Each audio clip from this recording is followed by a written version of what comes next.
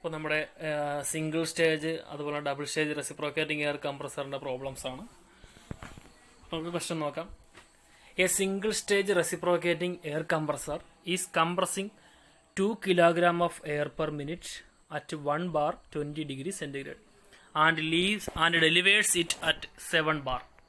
Assuming compression process follows the law, PV raised to 1.3 is equal to constant. Calculate indicated power input to compressor. Neglect clearance. അപ്പോൾ നമുക്ക് ഈ ഒരു ക്വസ്റ്റിനകത്ത് നമുക്ക് തന്നിരിക്കുന്ന കാര്യങ്ങൾ എന്തൊക്കെയാണെന്ന് ആദ്യം എഴുതുക. എന്താണ്? മാസ് ഫ്ലോ റേറ്റ് തന്നിട്ടുണ്ട്. അത്രയാണ് 2 kilogram per minute. അത് വ്യക്തമായിട്ട് നോട്ട് ചെയ്യണം. 2 kilogram per minute ആണ്. അപ്പോൾ നമുക്ക് വേണ്ടി വരുമ്പോൾ നമ്മൾ പ്രോബ്ലം ചെയ്യുമ്പോൾ നമ്മൾ കിലോഗ്രാം പെർ സെക്കൻഡിലാണ് എടുക്കുക. അപ്പോൾ നമ്മൾ എന്ത് ചെയ്യണം?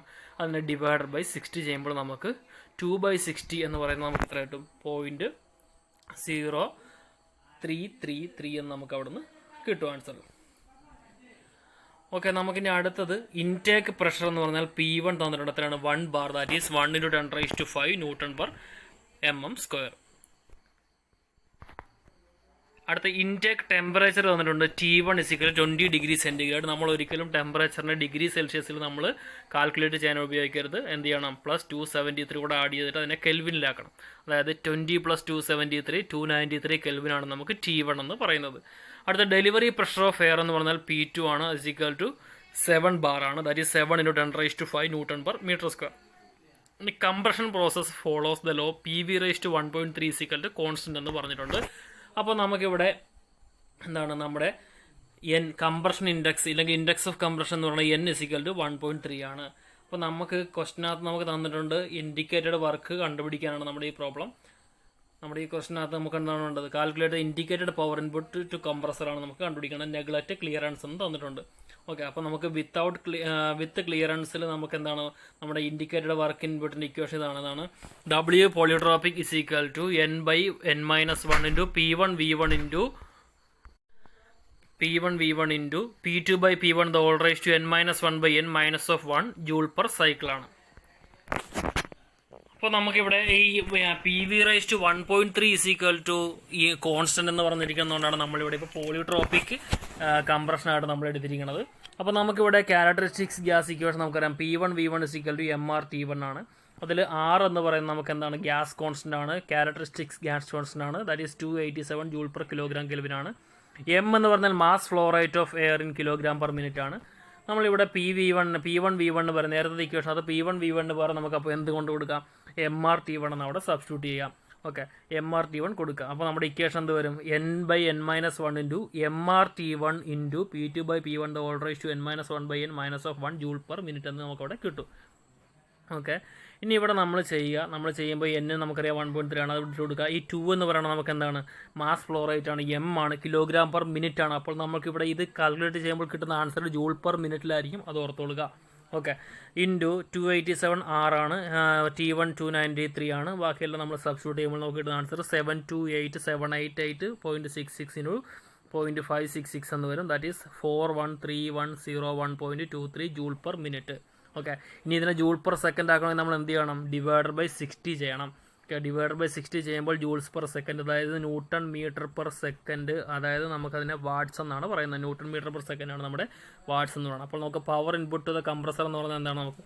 നമുക്ക് 6885 Joule/second ആണ്, അതായത് വാട്ട്സ് ആണ്. ഇനി നമ്മൾ പവർ എപ്പോഴും കിലോ വാട്ടാണ് പറയുന്നത്. അതുകൊണ്ട് എന്ത് ചെയ്യണം? നമ്മൾ ഡിവൈഡഡ് ബൈ 1000 ചെയ്യണം. നമുക്കപ്പോൾ 6.885 kW നമുക്ക് വരും. അപ്പോൾ നമ്മുടെ കണ്ടുപിടിക്കാൻ പറഞ്ഞിരിക്കുന്നത് ഇൻഡിക്കേറ്റഡ് വർക്ക് ഇൻപുട്ടാണ്. അപ്പോൾ നമ്മുടെ ഇൻഡിക്കേറ്റഡ് വർക്ക് ഇൻപുട്ട് എന്ന് പറയുന്നത് നമുക്ക് എന്ത് വരും? 6.885 kW എന്ന് ആൻസർ വരും. നമ്മുടെ നെക്സ്റ്റ് ക്വസ്റ്റ്യൻ നോക്കാം. An air compressor takes in air at 1 bar and 20 degrees centigrade and compresses it according to the law, PV raised to 1.2 = constant. It is then delivered to a receiver at a constant pressure of 10 bar. R = 0.287 kJ/kg Determine first one, temperature at the end of compression, work done and heat transfer during compression per kilogram of air. Okay, അപ്പോൾ നമുക്ക് question വായിച്ച് നോക്കുക. നമുക്ക് given datas ആദ്യം എന്ന് എഴുതിയെടുക്കുക. Okay, നമുക്ക് എന്താ പറയുക? An air compressor takes in air at 1 bar. അപ്പോൾ നമുക്ക് അവിടെ നിന്ന് ഇൻടേക്ക് പ്രഷർ എന്ന് പറയുന്നത് എത്രയാണ്? P1 is equal to 1 bar ആണ് നമുക്ക് തന്നിട്ടുണ്ട്. That is 1 × 10⁵ newton per metre square.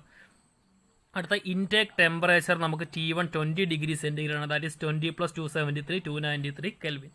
അതുമായി നമുക്ക് ഡെലിവറി പ്രഷർ ഓഫ് എയർ എന്ന് പറഞ്ഞാൽ നമുക്ക് 10 ബാർ വേണമെന്നാണ് പറഞ്ഞിരിക്കുന്നത്. അപ്പോൾ നമുക്ക് 10 × 10⁵ ന്യൂട്ടൺ പെർ മീറ്റർ, അത്രയും ന്യൂട്ടൺ പെർ മീറ്റർ സ്ക്വയറിലേക്ക് വരും. പോളിട്രോപ്പിക് കംപ്രഷൻ ആണ്. അക്കോർഡിംഗ് ടു ലോ എന്താണ് PV/1.2 is equal to constant. Okay, PV is equal to constant എന്നായിരുന്നെങ്കിൽ നമ്മളവിടെ എന്താണ് ഐസോ തെർമൽ കംപ്രഷൻ ആണ്. ഇനി PV/γ is equal to constant ആണെങ്കിൽ അവിടെ നമുക്ക് എന്താണ് ഐസെൻട്രോപ്പിക് അല്ലെങ്കിൽ അഡേബാറ്റിക് കംപ്രഷൻ ആണ് വരിക.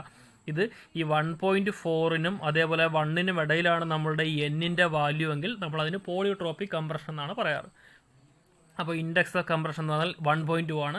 ക്യാരക്ടറിസ്റ്റിക്സ് ഗ്യാസ് കോൺസ്റ്റന്റ് എന്ന് പറഞ്ഞാൽ നമുക്ക് 0.287 kJ/kg ആണ്. അത് ക്വസ്റ്റിനിൽ തന്നിട്ടില്ലെങ്കിൽ നമ്മളത് അറിഞ്ഞു വെക്കണം. അടുത്തതാണ് നമ്മുടെ ആ ഒരു PV ഡയഗ്രാം വരുന്നത്. അപ്പോൾ PV ഡയഗ്രത്തിനകത്ത് നമുക്ക് എന്താണ് ആ പോളിയോട്രോപ്പിക് കംപ്രഷൻ നമ്മളിതെല്ലാം കാണിച്ചിട്ടുണ്ട്. ഇതാണ് 1 to 2 ആണ് നമ്മുടെ പോളിയോട്രോപ്പിക് കംപ്രഷൻ വരിക, 1 to 2. അതെല്ലാം അവിടെ കൃത്യമായിട്ട് കാണിച്ചിട്ടുണ്ട്. ഇനി നമുക്ക് നമ്മുടെ പ്രോബ്ലത്തിൻ്റെ ബാക്കി പാർട്ട് സൊല്യൂഷനിലേക്ക് പോകാം. അപ്പോൾ നമുക്ക് ഈ PV ഡയഗ്രത്തിൽ നിന്ന് നമുക്ക് എന്താണ് നമുക്ക് T2/T1 ആ പോളിയോട്രോപ്പിക് കംപ്രഷൻ പ്രോസസ്സ് നടക്കുമ്പോൾ T2/T1 നമുക്ക് ഏറ്റവും അത്യാവശ്യമുള്ളൊരു കാര്യമാണിത്. ഇതൊന്ന് ഓർത്ത് വെച്ചോളാം. നമ്മൾ തെർമോഡൈനാമിക്സിലൊക്കെ പഠിക്കുന്നതാണ്. P1 V1/1 is equal to P2 V2/n നിന്നാണ് നമ്മളെന്ത് ഈ 3 റിലേഷൻ നമ്മൾ എടുക്കുന്നത്. P2/P1 നമുക്ക് V1/V2/n എന്ന് എഴുതാം. T2/T1 നമ്മൾ V1/V2/n-1 എഴുതാം. മെയിനായിട്ട് ഇമ്പോർട്ടൻ്റ് ആയിട്ട് T2/T1 is equal to P2/P1 / n-1/n. അതാണ് ഇമ്പോർട്ടൻ്റ് ഇക്വേഷൻ അതിനകത്ത് വരിക. ഇത് നമ്മളെന്തായാലും പഠിച്ചു വെച്ചേ പറ്റുള്ളൂ. ഓക്കെ, അതിൽ നിന്ന് നമുക്ക് ആവശ്യമുണ്ട്. ഇനി അങ്ങോട്ടുള്ള എല്ലാ പ്രോബ്ലം ചെയ്യണം നമുക്കത് ആവശ്യമുണ്ട്.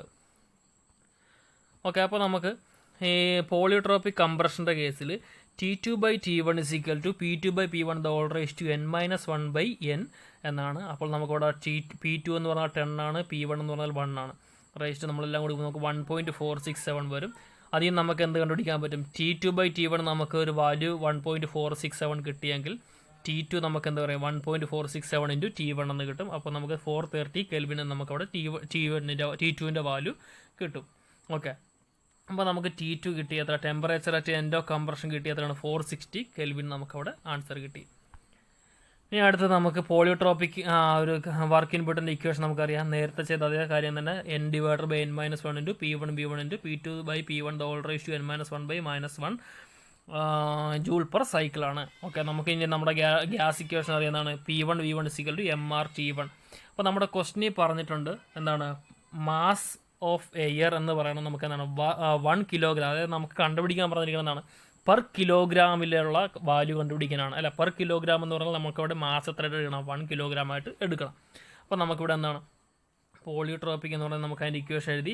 ഇനി ഞാനിവിടെ എന്ത് എഴുതി? ആ P1 V1 PV is equal to mRT ആണെങ്കിൽ നമുക്ക് എന്ത് എഴുതാൻ പറ്റും? P1 V1 is equal to mRT1 എന്ന് നമുക്ക് എഴുതാൻ പറ്റും. അപ്പോൾ നമ്മൾ ഈ P1 V1 വരെ എന്ത് കൊടുത്ത് ഇവിടെ കൊണ്ടുവന്ന് mRT1 സബ്സ്റ്റിറ്റ്യൂട്ട് ചെയ്യുക. അപ്പോൾ നമുക്ക് അതിൻ്റെ വാല്യൂ ഒക്കെ അവിടെ നമ്മൾ കൊടുക്കുമ്പോൾ നമുക്ക് കിട്ടുന്നത് 504.546 × 10.467 എന്ന് വരും. അപ്പോൾ നമുക്ക് 236 kJ/kg ഓഫ് എയർ നമുക്ക് അതിൻ്റെ ആൻസർ വരും.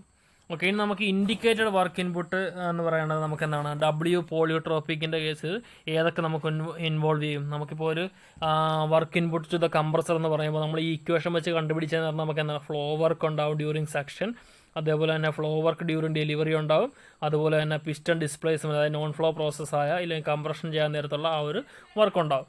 നമുക്കിവിടെ കണ്ടുപിടിക്കാൻ പറഞ്ഞിരിക്കുന്നത് എന്താണ് പിസ്റ്റൺ അതായത് നമുക്ക് ആ ഡിസ്പ്ലേസ്മെൻറ്റ് വർക്കിൻ്റെ കേസിലുള്ള ആ ഒരു എന്താണ് രണ്ടാമത് കണ്ടുപിടിക്കാൻ പറയുന്നത് നമുക്ക് വേണ്ടത് ആ ഒരു DQ. അതാണ് നമുക്കിവിടെ നമുക്ക് ആ ഒരു ഹീറ്റ് ഡെസിപ്പേറ്റ് ചെയ്യുന്നതാണ് നമുക്ക് കണ്ടുപിടിക്കേണ്ടത്. ഓക്കെ, അപ്പോൾ നമുക്കിവിടെ വരുമ്പോൾ നമുക്ക് ആ ഒരു കംപ്രഷൻ്റെ കേസ് മാത്രമാണ് നമുക്ക് അവിടെ എടുക്കേണ്ടത്. അപ്പോൾ നമുക്ക് കംപ്രഷൻ്റെ മാത്രം വരുമ്പോൾ നമുക്ക് അവിടെ ഇക്വേഷൻ എന്ന് പറഞ്ഞാൽ എന്താണ് പിസ്റ്റൺ ഡിസ്പ്ലേസ്മെൻറ്റ് വർക്ക് ഡൺ എന്ന് പറയുന്നത് നമുക്ക് 1 കിലോഗ്രാം ആ ഒരു എയറിനെ കംപ്രസ് ചെയ്യാനായിട്ട് നമുക്ക് വേണ്ട വർക്ക് എന്ന് പറയുമ്പോൾ ആ കംപ്രഷൻ വർക്ക് മാത്രം ഉൾപ്പെടുമ്പോഴുള്ള ഇക്വേഷനാണിത്. W1 to 2 എന്ന് പറഞ്ഞാൽ integral minus of integral 1 to 2 PdV ആണ്. That is P2 V2 - P1 V1 / n-1 നമ്മൾ ഡെറിവേഷൻ ചെയ്താണ് അതിൻ്റെ അതിൽ നിന്ന് കിട്ടിയാണ്. ഇനിയിപ്പോൾ നമുക്ക് മൈനസ് അകത്തേക്ക് മൈനസ് എന്ന് പറഞ്ഞാൽ നമുക്ക് work done by the piston on the air ആണ്. അതുകൊണ്ടാണ് നമുക്കവിടെ -1 വരാൻ കാര്യം. ഇനി നമ്മളിവിടെ എടുക്കുമ്പോൾ ആ ഒരു ഇൻ്റഗ്രൽ 1 to 2 PdVയിലേക്ക് വരും. ഈ മൈനസ് മാറ്റി കഴിഞ്ഞാൽ എന്ത് വരും? നമുക്കിതായി P1 V1 ആദ്യം എഴുതാം, P2 V2 രണ്ടാമത് എഴുതാം. ഓക്കെ, അപ്പോൾ നമുക്ക് P1 V1 = MR T1 എന്നറിയാം, P2 V2 = MR T2 എന്നറിയാം അല്ലേ. അവിടെ നിന്ന് നമ്മൾ ഇപ്പോൾ ചെയ്യും ഈ ഒരു വാല്യൂ P1 V1 വരെ ഞാൻ എന്ത് ചെയ്തു? MR T1 കൊടുത്തു, P2 V2 വരാം MR T2 കൊടുത്തു. അതിന് ഞാൻ എന്നിട്ട് എന്ത് ചെയ്യും? ആ MR കോൺസ്റ്റൻ്റ് ആയതുകൊണ്ട് പുറത്തേക്ക് എടുത്തു കഴിഞ്ഞ് ബാക്കി എഴുതുന്നതാണ് MR × T1 - T2 / N-1 എന്ന്.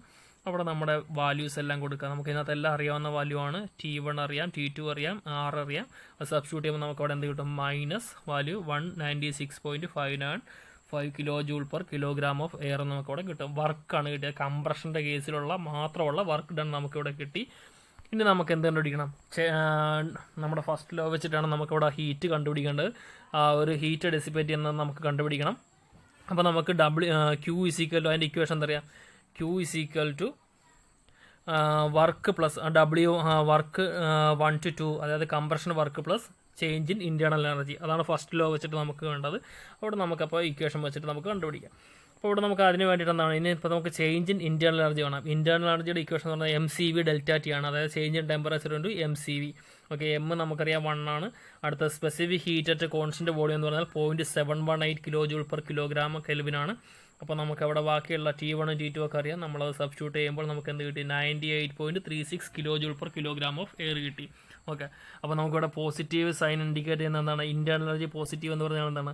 അവിടെ ആ ഒരു കംപ്രഷൻ നടക്കുന്ന സമയത്ത് എന്താണ്? ആ ഒരു ഗ്യാസിൻ്റെ ഇൻറ്റേർണൽ എനർജി ഇൻക്രീസ് ചെയ്യുന്നുണ്ട്. അതാണ് അവിടുത്തെ ആ പോസിറ്റീവ് സൈൻ. ഇനി നമ്മുടെ first law, according to first law നമുക്കറിയാം Q = W1 to 2 + ΔU. Okay, അങ്ങനെ ചെയ്ത് വരുമ്പോൾ നമുക്ക് എന്ത് കിട്ടി?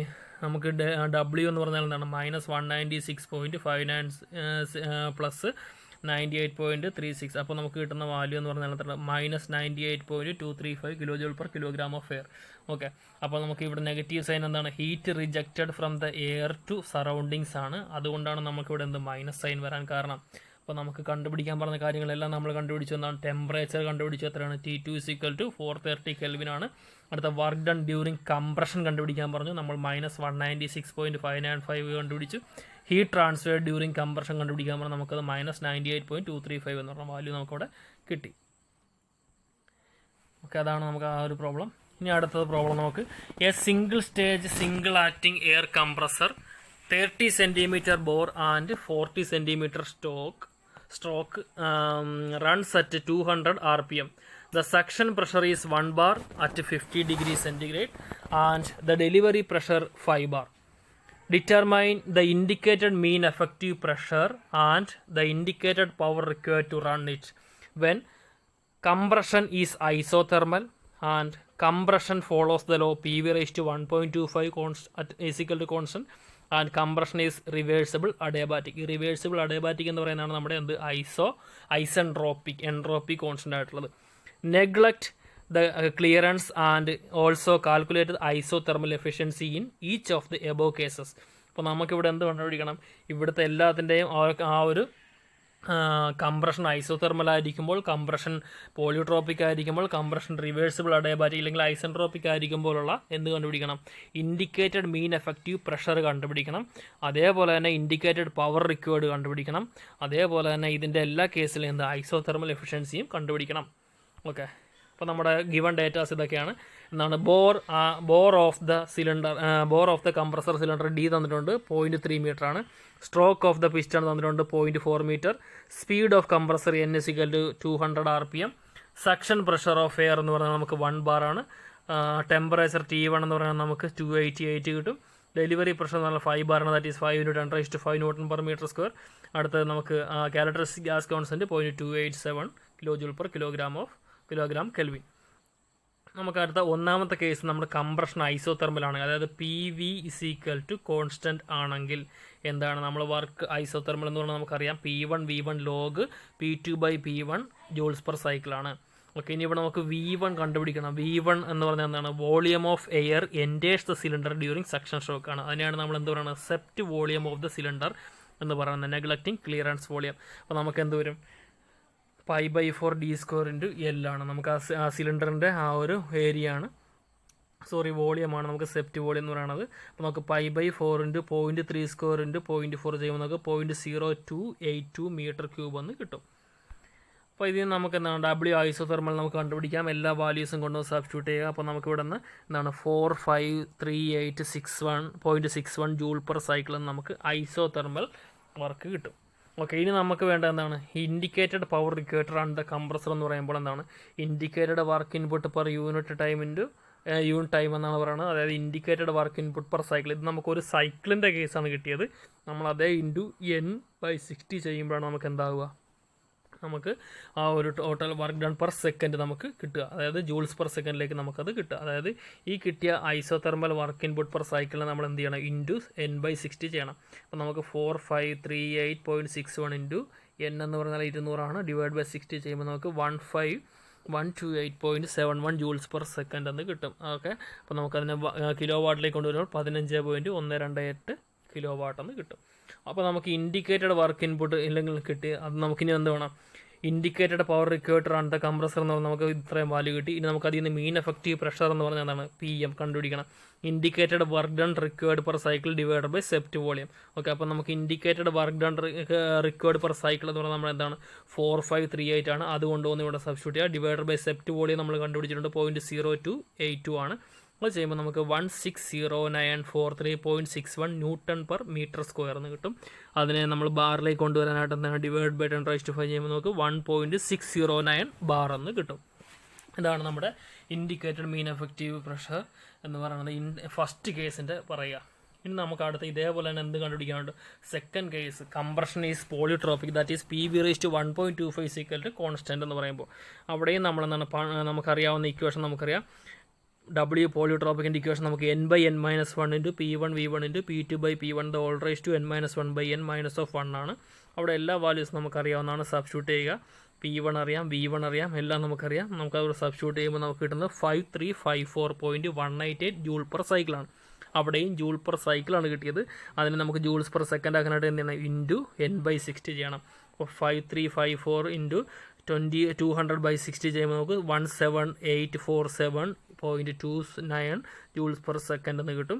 അതായത് നമുക്ക് കിലോ വാട്ടിലേക്ക് എഴുതുമ്പോൾ 17.847 എന്ന് വരും. ഓക്കെ, ഇവിടെ നമുക്ക് മീൻ എഫക്റ്റീവ് പ്രഷർ കണ്ടുപിടിക്കാനായിട്ട് എന്താണ് W polytropic divided by swept volume. അപ്പോൾ നമുക്ക് എന്താണ് നമുക്ക് W പോളിട്രോപ്പിക് എന്ന് പറയുമ്പോൾ 5354.188 ഡിവൈഡ് ബൈ 0.0282 എന്ന് വരും. അപ്പോൾ അതിൻ്റെ വാല്യൂ എന്ന് പറഞ്ഞാൽ 189864.82 ന്യൂട്ടൺ പെർ മീറ്റർ സ്ക്വയർ എന്ന് വരും. ദാറ്റ് ഈസ് 1.898 ബാർ എന്ന് വരും. ഇനി അടുത്തത് നമുക്ക് മീൻ എഫക്റ്റീവ് പ്രഷർ എന്ന് പറഞ്ഞാൽ നമുക്ക് അവിടെ കിട്ടിയ എത്ര 1.898 ബാർ. ഇനി നമ്മുടെ മൂന്നാമത്തെ കേസ് എന്ന് പറയുന്നത് എന്താണ്, കംപ്രഷൻ ഈസ് റിവേഴ്സിബിൾ അഡയാബാറ്റിക്, അതായത് ഐസൻട്രോപ്പിക്. അവിടെയും നമുക്ക് എന്ത് പറഞ്ഞാൽ ആ പോളിട്രോപ്പിക് ഇൻഡെക്സ് N നമ്മൾ മാറ്റി അവിടെ എന്തിടണം, N മാറ്റിയിട്ട് അവിടെ അഡയാബാറ്റിക് ഇൻഡെക്സ് ഗാമയാക്കണം. That is W polytropic W isentropic is equal to gamma divided by gamma -1 into P1 V1 into P2/P1 the whole raise to gamma -1 by gamma -1 എന്ന് വരും. അപ്പോൾ ഇവിടെ നമുക്ക് ഗാമ എന്ന് പറയുന്ന എയറിൻ്റെ കേസിൽ 1.4 ആണ്. അപ്പോൾ N-ൻ്റെ സ്ഥാനം നമ്മൾ എന്ത് ചെയ്യുക 1.4 കൊടുക്കുക. അപ്പോൾ നമുക്ക് W ഐസൻട്രോപ്പിക് എന്ന് പറഞ്ഞാൽ എന്ത് വരും, 1.4 divided by 1.4 -1 into 1 into 10⁵5 into 0.0282 into 5 divided by 1 the whole raise to 1.4 -1 divided by 1.4 -1. അത് ചെയ്യുമ്പോൾ നമുക്ക് 5762.29 ജൂൾസ് പെർ സൈക്കിൾ കിട്ടും. ഇവിടെ ഇപ്പോൾ ഈ മൂന്ന് കമ്പാരിസൺ നമുക്ക് എത്തി. ഐസൻട്രോപ്പിക്കിൻ്റെ കേസായി, അതുപോലെ തന്നെ നമ്മുടെ പോളിട്രോപ്പിക്കിൻ്റെ കേസായി, അതുപോലെ തന്നെ നമ്മുടെ ഐസോതെർമലിൻ്റെ കേസായി. ഈ മൂന്നും കമ്പയർ ചെയ്യുമ്പോൾ നമുക്ക് ഏറ്റവും കുറവ് വർക്ക് ഇൻപുട്ട് കൊടുക്കേണ്ടത് നമ്മളെവിടെയാണ്, ഐസോതെർമലിൻ്റെ കേസിലാണ് ഏറ്റവും കുറവ് വർക്ക് ഇൻപുട്ട് നമ്മൾ കൊടുക്കേണ്ടത്. ഓക്കെ, ഈ ഐസൻട്രോപ്പിക്കൊക്കെ ആണെങ്കിൽ നമുക്ക് എന്താണ് ഏറ്റവും കൂടുതൽ വർക്ക് നമ്മളിവിടെ കൊടുക്കണം. ഐസോതെർമൽ ആണെങ്കിൽ നമുക്ക് എന്താണ് ഏറ്റവും കുറവ് വർക്ക് കൊടുത്താൽ മതി. അപ്പോൾ നമുക്കിവിടെ ഇൻഡിക്കേറ്റഡ് പവർ ഇൻപുട്ട് കണ്ടുപിടിക്കാനായിട്ട് നമ്മൾ എന്ത് ചെയ്യണം, ഇപ്പോൾ കിട്ടിയത് നമുക്ക് പെർ സൈക്കിളാണ് നമുക്ക് കിട്ടിയത്, അതേ ഇൻറ്റു N/60 ചെയ്യണം. അപ്പോൾ നമുക്ക് അതേ ഇൻറ്റു N/60 വരുമ്പോൾ നമുക്ക് എന്താണ് 19207.66 വരും. അത് നമുക്ക് കിലോ വാട്ടിലേക്ക് വരുമ്പോൾ 19.207 കിലോ വാട്ട് എന്ന് വരും. ഇനി അടുത്തത് ഇൻഡിക്കേറ്റഡ് പവർ ഇൻപുട്ട് കിട്ടിക്കഴിഞ്ഞാൽ നമുക്ക് അടുത്ത മീൻ എഫക്റ്റീവ് പ്രഷറാണ്. PM എന്ന് പറഞ്ഞാൽ എന്താണ് isentropic work input divide by swept volume. That is 204,336.52 എന്ന് നമുക്കവിടെ കിട്ടും. ഇതാണ്. അപ്പോൾ നമുക്കതിനെ ബാറിലേക്ക് കൊണ്ടുവരുമ്പോൾ 2.043 ബാർ നമുക്ക് ആൻസർ വരും. ഓക്കെ, അപ്പോൾ നമ്മുടെ മൂന്ന് കേസിൻ്റെയും നമുക്ക് വർക്ക് ഇൻപുട്ട് ഇൻഡിക്കേറ്റഡ് പവർ കണ്ടുപിടിച്ചു. അതേപോലെ തന്നെ നമ്മുടെ ഇൻഡിക്കേറ്റഡ് മീൻ എഫക്റ്റീവ് പ്രഷർ നമ്മൾ കണ്ടുപിടിച്ചു. ഇനി നാലാമതൊരു കാര്യം പറഞ്ഞിരിക്കുന്നത് എന്താണ്, ഇതിൻ്റെ എല്ലാം efficiency, isothermal efficiency for each case. Okay, isothermal efficiency കണ്ടുപിടിക്കാൻ പറഞ്ഞാൽ ഐസോതെർമൽ എഫിഷ്യൻസി എന്ന് പറഞ്ഞാൽ എന്താണ്? Isothermal work input divided by actual work input. അപ്പോൾ നമ്മുടെ ആദ്യത്തെ കേസ് നമുക്ക് എന്താണ്? Isothermal work input. ഐസോതെർമൽ കേസിലായിരുന്നു നമുക്ക് എന്താണ്? ഈ 4 കേസിലും കണ്ടുപിടിക്കാൻ പറഞ്ഞാൽ നമുക്ക് ഐസോതെർമൽ ആണ് നമ്മുടെ കംപ്രഷൻ എങ്കിൽ നമുക്ക് isothermal work input divide by isothermal work input എന്ന് പറയും. അപ്പോൾ നമുക്ക് എന്താണ്? നമ്മുടെ ഐസോതെർമൽ എഫിഷ്യൻസി അവിടെ 100% വരും. അത് നമ്മൾ നോക്കേണ്ടതില്ല. ഇനി നമ്മുടെ രണ്ടാമത്തെ കേസ് നോക്കുക. നമുക്ക് എന്താണ്? PV/1.25 കോൺസ്റ്റന്റ് ആയിരിക്കുമ്പോൾ ആക്ച്വൽ വർക്ക് ഇൻപുട്ട് എന്ന് പറഞ്ഞാൽ നമുക്ക് കിട്ടിയ എന്താണ്? 5354.188 ജൂൾ പെർ സൈക്കിളാണ്. ഓക്കെ, അപ്പോൾ നമുക്ക് അവിടുത്തെ ഐസോതെർമൽ എഫിഷ്യൻസി എന്ന് പറഞ്ഞാൽ W isothermal divided by W polytropic. Isothermal നമുക്ക് കിട്ടിയിരുന്നത് എന്താണ്? 4538 ആണ്. അവിടുത്തെ ആക്ച്വൽ, അതായത് നമുക്ക് പോളിട്രോപ്പിക് എന്ന് പറഞ്ഞാൽ 5354.188 ആണ്. അത് ഇൻറ്റു 100 ചെയ്യുമ്പോൾ നമുക്ക് 84.76% ആണ് വരിക. ഇനി അടുത്ത് നമ്മുടെ റിവേഴ്സിബിൾ അഡിയാബാറ്റിക്കിൽ ഐസെൻട്രോപ്പിക്കിൻ്റെ കേസിൽ നമുക്ക് കിട്ടിയ വർക്ക് ഇൻപുട്ട് എന്ന് പറഞ്ഞാൽ എന്താണ്? 5762 ആണ്. അപ്പോൾ നമുക്ക് അവിടുത്തെ ഐസോതെർമൽ എഫിഷ്യൻസി എന്ന് പറയുമ്പോൾ നോക്കുന്നത് അപ്പോൾ W isothermal divided by W actual, അതായത് ഈ ഐസെൻട്രോപ്പിക് ആണ് അവിടുത്തെ ആക്ച്വൽ എന്ന് പറയുന്നത്. ഓക്കെ, അപ്പോൾ നമുക്കവിടെ കിട്ടുന്ന വാല്യൂ 4538.61 ഡിവൈഡ് ബൈ 5762.29 ഇൻറ്റു 100 വരും. That is 78%. അപ്പോൾ നോക്കുക, നമ്മൾ ഏറ്റവും കൂടുതൽ ഐസെൻട്രോപ്പിക് നമ്മുടെ ഐസോതെർമൽ എഫിഷ്യൻസി ഏതിനാണ്? നമ്മുടെ ആദ്യത്തെ കേസായ എന്താണ്? ഐസോതെർമൽ കംപ്രഷൻ്റെ കേസ് തന്നെയാണ്. അതിനേക്കാൾ കുറവാണ് പോളിട്രോപ്പിക്കിന് 84 ഉണ്ട്. അതിലും കുറവാണ് നമ്മുടെ ഐസെൻട്രോപ്പിക് കേസിൽ. അവിടെ നമുക്ക് 78.76 ആണ് നമുക്കവിടെ ഉണ്ടാവുക. ഓക്കെ, ഇത്രയാണ് നമുക്ക് ഈ കേസിൽ പറയാനുള്ളത്. അപ്പോൾ നമ്മുടെ റിസൾട്ട് എന്ന് പറയുമ്പോൾ നമുക്ക് എന്തൊക്കെ വരും അവിടെ? റിസൾട്ട് എന്ന് പറയുമ്പോൾ നമുക്ക് ആദ്യത്തെ കേസിൽ നമുക്ക് കംപ്രഷൻ ഐസോതെർമൽ ആയിരിക്കുമ്പോൾ അവിടുത്തെ മീൻ എഫക്റ്റീവ് പ്രഷർ എന്ന് പറഞ്ഞാൽ 1.6094 ആണ്. അവിടുത്തെ ഇൻഡിക്കേറ്റഡ് പവർ എന്ന് പറഞ്ഞാൽ 15.128 kW ആണ്. ഐസോതെർമൽ എഫിഷ്യൻസി 100% ആണ്. രണ്ടാമത്തെ PV/1.25 കോൺസ്റ്റന്റ് വരുമ്പോൾ നമുക്ക് അവിടുത്തെ പ്രഷർ ഇതാണ്. അതുപോലെ തന്നെ നമ്മുടെ ഇൻഡിക്കേറ്റഡ് പവർ ഇതാണ് നമ്മുടെ ഐസോതെർമൽ എഫിഷ്യൻസി. അടുത്ത അഡിയാബാറ്റിക് എന്ന് പറയാൻ നേരം നമുക്ക് ഇല്ലെങ്കിൽ റിവേഴ്സിബിൾ അഡിയാബാറ്റിക് ഐസെൻട്രോപ്പിക് എന്ന് പറയുമ്പോൾ നമുക്ക് അവിടുത്തെ പ്രഷർ മീൻ എഫക്റ്റീവ് പ്രഷർ എന്ന് പറഞ്ഞാൽ 2.043 ആണ്. അതുപോലെ തന്നെ ഇൻഡിക്കേറ്റഡ് പവർ ഇൻപുട്ട് എന്ന് പറയുമ്പോൾ നമുക്ക് എന്താ പറയുക 19.207 വരും. അടുത്തത് ഐസോതെർമൽ എഫിഷ്യൻസി പറയുമ്പോൾ 78.64 നമുക്ക് 78.76 നമുക്കവിടെ ആൻസർ കിട്ടും. ഓക്കെ, ഇത്രയാണ് നമ്മുടെ ഈ ഒരു ഇതിൻ്റെ പ്രോബ്ലംസ് വരിക.